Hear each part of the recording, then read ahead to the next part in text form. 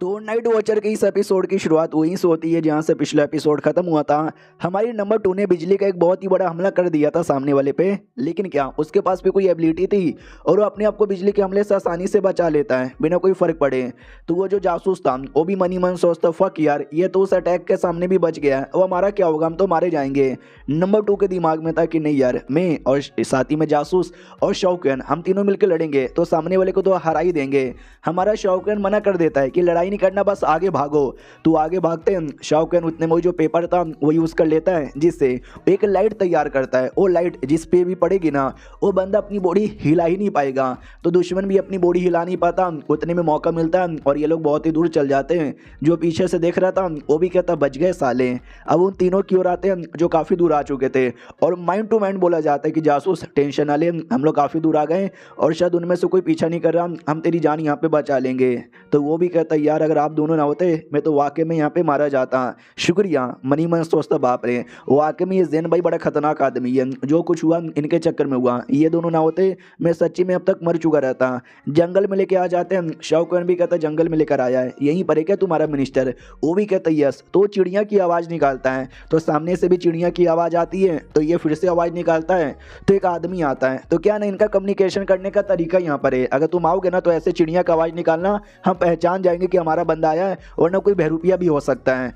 तो जैसे आता है हमारे नंबर 2 और शौकन के बारे में पूछा जाता है कि ये दोनों कौन है, तो बोला भी जाता है ली मियाओ शेन जो कि नंबर 2 का नाम है और दूसरा शौकन है। तो सामने वाला भी कहता वाकई में ये रियल है नाम, कोई फेक नहीं ना है, मुझे साबित करके दिखाओ कि तुम ली और तुम शौकन हो। तो आप आरी ली जो भूत वाली टेक्निक थी ना वो भूत वाली टेक्निक दिखाती है, तो पहचान जाता है कि एक सेकंड भूत वाली टेक्निक यानी हेवन सेट, और ये नंबर 2 भी हेवन सेट की मेंबर है। चल यार उसने तो साबित कर दिया, लेकिन तू कैसे साबित करेगा कि तू शौकन है, मैं कैसे मानूँ?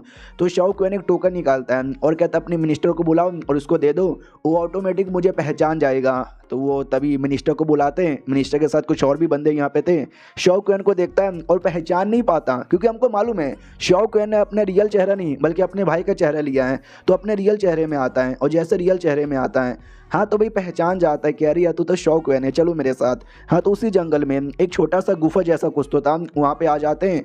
बोला भी जाता है कि अच्छा तो जैन भाई के डर के मारे तुम यहीं पे रह रहे हो? वो भी कहते यस, जैन भाई के डर के मारे हम यहीं पे रह रहे। और भी बंदे यहाँ पे थे और बंदे मारे गए, जो बचे कुछ बंदे ना मैं उनसे मिलवाता हूँ, तो इनसे मिलो। ये सबसे पहला और हमारी टीम का सबसे स्ट्रॉन्गेस्ट लड़का है, शेंटू इसका नाम है, इन दोनों से मिलो। ये जो राइट में बंदा है ना वाई यू उसका नाम है, और जो लेफ्ट में बंदा है उसका नाम टांग यूशन है। और जो ये दोनों यहाँ पर है ये दोनों मियाँ बीबी है और दोनों स्वॉर्ड कल्टीवेटर हैं।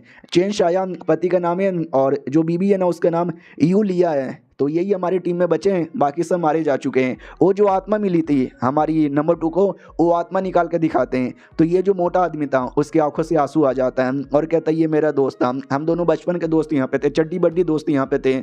इसको हमने भेजा था राजा के पास खबर पहुँचाने के लिए, हमको क्या मालूम था कि रास्ते में इसकी मौत यहाँ पर हो जाएगी। कमीना जैन भाई एक नंबर का कुत्ता और गिरा हुआ आदमी यहाँ पर है साला, यार उसने मरवा डाला हम सबको, मतलब हमारे बहुत सारे साथियों को। छोड़ूंगा नहीं मैं, बदला यहाँ पे लेके रहूँगा। तो शौकन भी कहता है यार किंग जेंग भाई ने जब ये सब यहाँ पे किया तुम अपने एरिया के मिनिस्टर्स को काहे को नहीं बताते, डायरेक्ट राजे के पास काहे को जा रहे थे?